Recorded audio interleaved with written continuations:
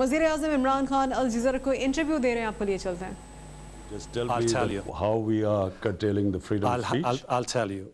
International human rights organizations, as well as local organizations, are talking about a trend where journalists, activists, critics have been intimidated, silenced, kidnapped, to the point where they are saying that Pakistan has one of the worst records in the world for enforced disappearances. In my 2 years in power, tell me how many journalists have been kidnapped in Pakistan? People are talking about cases of people intimidated. Hashim, let me answer this. Let me answer. If all I want any independent institution to just in these 2 years in Pakistan do an assessment of freedom of speech as in the papers or as on media, I can tell you that in my country's history, no government has taken such criticism. I spent, almost 20 years of my life in England.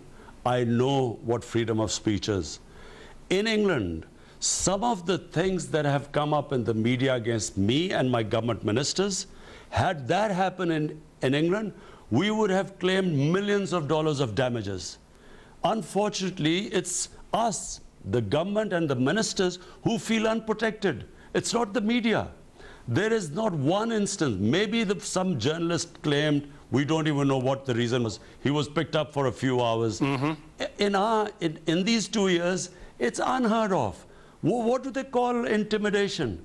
I mean, if someone publishes a fake news against the Prime Minister and the Prime Minister then takes him to the court, is that intimidation? It happens anywhere in the world. If the British Prime Minister was subjected to the sort of things that I have been, he would have been now millions of dollars richer because he would have won in the libel cases. I know what libel cases are. So, if anything, the pendulum has swept, that was gone the other way. We need protection. People are asking questions about why senior military officers are taking charge of many major departments in Pakistan when you should have been putting more civilian faces for the international image of your country, Mr. Prime Minister. What international image? This is a democratic government. We won an election. We challenge anyone to question the election. We asked the opposition, name us any constituencies which you think you didn't get a fair result. We are ready to open them up. Let me put it this way. How would you describe your relationship with the Army's top brass? I think this is, in our history, we've had a checkered relationship between the civilian and government sometimes. We've obviously had military governments, then we've had civilian governments, where there has been an uneasy relationship. We have an excellent relationship. I honestly think it is the most harmonious relationship. We have complete coordination. We work together. The military completely stands with all the democratic government's policies, whether it is with India, whether it is for peaceful solution in Afghanistan. Everywhere the military stands with us. Okay, this is going to be time now to talk about regional issues and Afghanistan in particular. You have encouraged all the parties to resume talks. Let me ask you this specific question, Mr. Prime Minister. The ultimate goal of the peace talks is eventually to see peace and stability in Afghanistan. Do you think that the best formula would be a power sharing between the government in Afghanistan and the Taliban? Look, Hashim, this 19 years of war in Afghanistan has created such divisions in the society. There's been so much bloodshed that for anyone to believe in this utopia that suddenly they will all get together and there'll be peace, I'm afraid it's a very complicated situation. But given the complicated situation, and by the way, I was the one who kept saying that there was never going to be a military solution, that there should be a political solution. Had they listened to me earlier, we probably would have had less complications. The longer this war went, the more the rivalries, the hatred, the divisions, and the more difficult it is to actually sit down together with all the antagonists. But this is the nearest we have got to peace in Afghanistan and a political solution. But then what's the end game from a Pakistani perspective? What is the end game here from a Pakistani perspective? Would you enjoy or welcome the idea of a power-sharing agreement where the Taliban, along with the political establishment now in Kabul, come together and form a national unity government? Are you in favor of that formula? Yes or no, Mr. Prime Minister?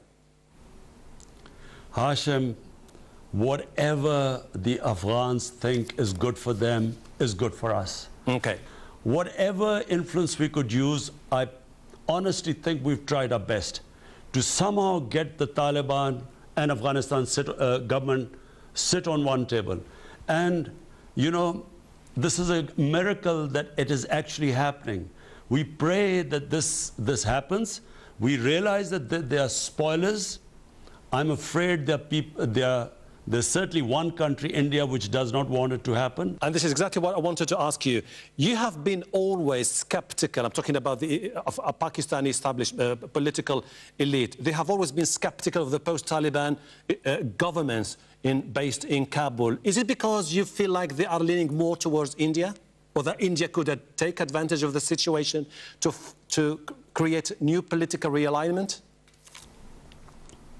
Well, look, if you were Pakistan, you have a neighbor 7 times bigger than you, and then it starts meddling in the affair of a government which it has no boundaries with. India has no boundary with Afghanistan, but Pakistan has a huge boundary with Afghanistan, and all our relationship with Afghanistan, even before Pakistan came into being, are centuries old. Now, when India starts interfering there, unfortunately, our security forces, our security apparatus gets worried. It's natural. It would happen to any other country. But we have decided, we in Pakistan have decided, we don't care what India does there, but whatever is good for Afghanistan is good for us.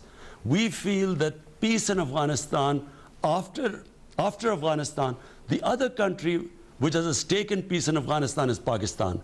Because instability there creates instability on the border regions, what was our former tribal areas, and that affects the whole of our country. You've been saying basically that you are always open to dialogue with the Indians to end the issues that you've been having with it for many, many decades, particularly the issue of Jammu and Kashmir. Now, it's been now a year since the Indians decided to revoke the special designation of the region, effectively annexing Jammu and Kashmir